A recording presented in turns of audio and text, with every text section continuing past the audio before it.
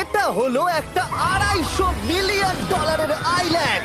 আপনাদের যা যা প্রয়োজন লিটারালি সবকিছুই এই আইল্যান্ডে আছে।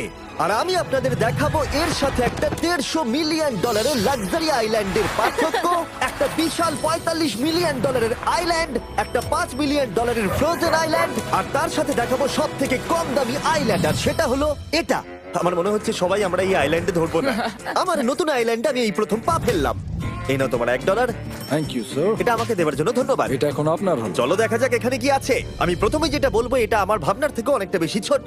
যখন তুমি $1 দেবে তখন একটা ইটের স্তূপ পাবে, একটা পুরনো আমি টয়লেট, বাথরুম খুঁজে পেয়ে আর গেছি। অনেকগুলো কাঠের পোল পাবে। এখানে তো চারিদিকে অনেক পোল রয়েছে। এগুলোকে আসলে পাইলেন্সি চলো বলা হয়। এগুলোর বোর্ড বানিয়ে এখান থেকে আর যাই। যেরকমটা তোমরা দেখছো এখানে আসলে কিছুই নেই, তাই আমি এখন এটাকে উড়িয়ে দেবো। কিন্তু পরে আমরা এই ভিডিওতে যাব একটা $150 মিলিয়ন আইল্যান্ডে আর একটা $250 মিলিয়ন সুপার আইল্যান্ডে। কিন্তু